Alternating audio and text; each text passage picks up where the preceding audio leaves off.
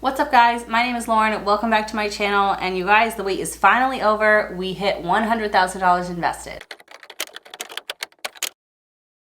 My husband and I have been working on hitting $100,000 invested for a long time now. It seems like years. It has been years. Let's see, we started investing when we were 30. And now my husband just turned 36. So that's like 6 or 7 years, right? I'll be 36 next month. But yeah, we're basically from age 30 to 36. We've been working on this, and finally we hit it, but then it got taken away a little bit, but I'll get into it all. So I did not do a January net worth update because in February I was just very sick, and so I was only able to post some of the videos that I had planned on filming. And so this month I'm doing a January and February net worth update. I'll quickly go through each of them so we don't make this too long. But I did not want to skip January because January, for a moment in time, we had $100,000 invested. So I want to show you guys that and then show you what happened in February and what's all going on with our net worth. So let's take a look at the spreadsheet. If you like the spreadsheet, you can get it for yourself for free. I will link it in the video description, and I give it to you guys for free as a thank you for supporting my channel. So this is the net worth spreadsheet, and if you're not familiar, net worth is everything you own minus everything you owe. And so I actually got a good question on my Instagram the other day. Basically, our last debt on our debt-free journey is at a balance of $75,000, and so the question was, you know, if your last debt is at $75,000 but your net worth is almost $200,000, like, why don't you just pay off your last debt? Like, what's stopping you from doing that?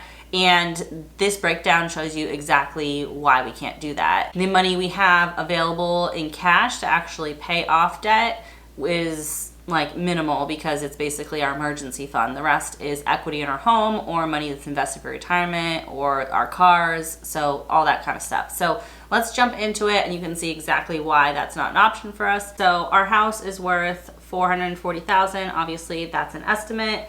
Our savings, which is our emergency fund and sinking funds, started out January at $10,100 and ended at $10,000. So that was a decrease of $100. And then our retirement account started at $84,800, and the stock market did have a good month in January. So and we also made contributions. So it went up to $91,200, which was an increase of $6,400.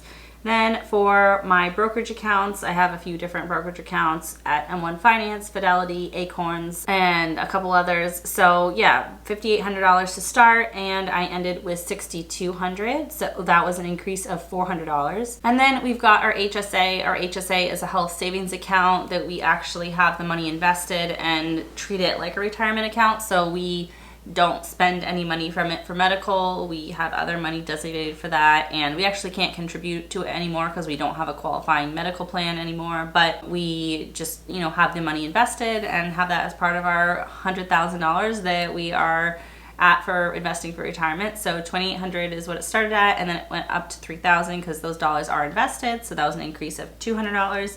And then I keep promising to check on the actual value of our cars because I haven't checked in like a year. And so they were at $17,500, and then based on Kelley Blue Book, our two cars are worth $17,000. So $500 less than I had it at. Really doesn't matter too much because we're not planning to sell them. But anyway, it's good to be accurate, just like when we look back to see, you know, what our numbers were, have them all be accurate. So we started out with $561,000 in assets and ended with $567,400. So that was an increase of $6,400 in assets. And if you look at these three numbers, these are all the accounts that we have invested in the market, and they total to $100,400. So $100,000 invested as of the end of January. I was so excited about that. We've been working towards it for a long time, and to hit it felt really good. The market did go down in February, so it's under that now, but I think once you hit it for the first time, as long as you don't take money out, you still get to count having hit it. What do you guys think? Let me know in the comments. Does it count that we have $100,000 invested even though it now went down? What do you think? So next for liabilities, we've got two liabilities. The first one is our mortgage, which started out at $296,300 and went down to $295,700. So that was a decrease of $600. And then my husband's student loan, which started out at $76,300 and went down to $75,000. which was a decrease of $1,300. So we started out with total liabilities of $372,600 and ended at $370,700, which was a decrease on total of $1,900. So it's always good when your liabilities go down. That means you are paying off debt, and it's great when your assets go up, and both of those things happen this month. So both of those helped our net worth increase. So we started out with a total net worth of $188,400, and it went up to $196,700. So that was an increase of $8,300. So we're also getting close to that $200,000 net worth. So hopefully we'll hit that in the next couple months. So let's take a look at what happened in February, since this was January and now we're already in March. So let's take a look at how February closed out. So again, our house, $440,000. And then our savings, sinking funds, and emergency fund stayed at $10,000. Our retirement accounts went from $91,200 to $90,500. We did contribute in February, so obviously the contributions were not enough to offset the losses, and so we still did lose $700 in our retirement account. So we actually lost more like $1,400 because I think we contributed $700 in February. My brokerage accounts went from $6,200 down to $6,000, so that was a decrease of $200. And then our HSA also went down from $3,000 to $2,900, so that was a decrease of $100.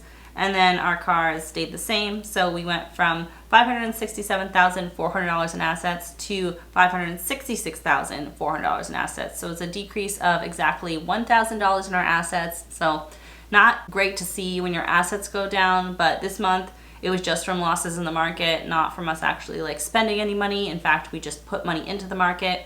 And so as long as we don't take it out, we leave it there, eventually that will go back up, plus a lot more. And that's the whole thing with financial independence, is you invest consistently over time, and eventually there's enough money invested that you can live off your investments and you don't have to work anymore. So that is our goal and our plan. And so just because it went down this month, that's okay. It is a bummer though, because these three accounts total to $99,400 now, not quite that $100,000, but it's only $600 short, and we're putting in probably like $3,000 into the market in March, hopefully, if we get our tax refund in time. So that should hopefully get us over the hump and keep us over that $100,000 mark going forward. Okay, for liabilities, we've still just got our two liabilities. So mortgage was at $295,700, and then we paid our mortgage payment, and that went down to $295,000, so a decrease of $700. And then my husband's student loan went from $75,000 to $74,000, so that was a decrease of $1,000. So our liabilities went from $370,700 to $369,000, which was a decrease of $1,700.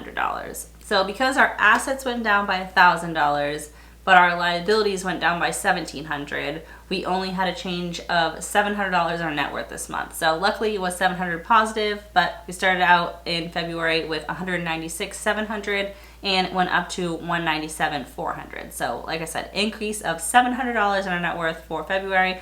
I'll take it. Anytime the market goes down, if our net worth still goes up, I'm happy about it. So we're gonna keep moving forward, keep increasing that net worth, keep paying down the liabilities, increase the assets, and just get this financial picture looking better and better and better by the month. Again, looking forward to hitting that $200,000 net worth. We actually hit it, our numbers said we hit it last year at one point, and then like I adjusted down the value of our house significantly, and so then it put us under. So anyway, we technically have hit it before, but I think we were valuing our house wrong, so maybe we technically haven't hit it. It doesn't really matter. It's just like an arbitrary number. I mean, it's nice to hit those 100K milestones, 100K, 200K, 300K, all that.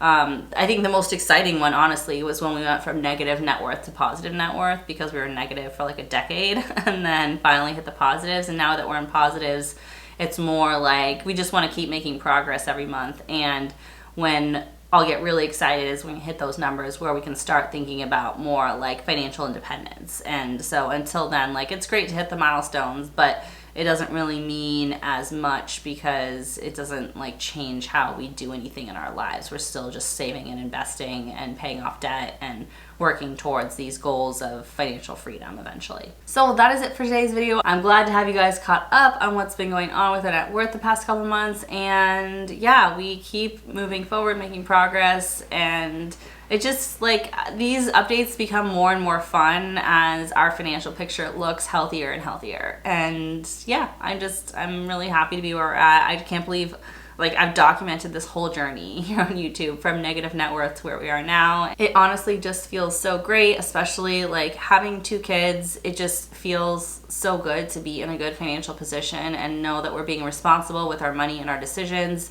So we're making good choices for our future and the future of our children. So we're not relying on them financially later in life, and just we'll be able to like pay our bills and like have our kids do fun activities and go on a vacation here or there, and just like all of the normal stuff that you want out of life. So it is like a tough time financially, I think, for most people, even us. It's like very tight. It's just like there's not a lot extra in the budget. We have to be disciplined, we have to be focused, but if you do those things, the rewards are huge because the peace of mind you have at night when you go to bed, like you just can't beat that. So anyway, hope you guys enjoyed this video. If you like it, as always, give it a big thumbs up. Comment below and let me know how you guys are doing in your net worth. Did your net worth go up in February, January, February? Like, how is it looking at the beginning of the year? How has your net worth changed? And if you want to follow along, see us hit that $200,000 net worth, make sure you subscribe, and I'll see you in the next one.